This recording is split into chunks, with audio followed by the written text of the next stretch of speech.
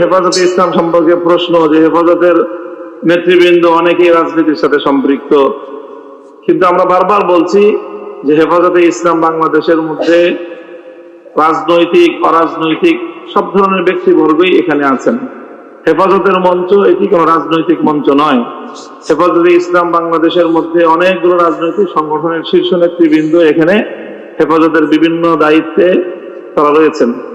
কাজেই তারা তাদের যার যার দলীয় পরিচয়ে, রাজনৈতিক দলীয় পরিচয়ে তারা রাজনীতি করেন। তাদের রাজনৈতিক বক্তব্য, তাদের রাজনৈতিক এজেন্ডা, তাদের রাজনৈতিক কর্মসূচি এটা কখনোই হেফাজত ওন করবে না। এটা সবাই যার যার দলীয় প্ল্যাটফর্ম থেকে তারা করেন এবং তার দলীয় প্ল্যাটফর্ম এটার জন্য দায়ী বা তার দায় নিবে। হেফাজতে ইসলাম বৃহত্তর অরাজনৈতিক একটা প্ল্যাটফর্ম। কাজে হেফাজতে ইসলামের কোন নেতা যদি কোন রাজনৈতিক তৎপরতার সাথে সম্পৃক্ত হন, সেটি তার দলীয় পরিচয় করেন, হেফাজতের পরিচয় করেন না।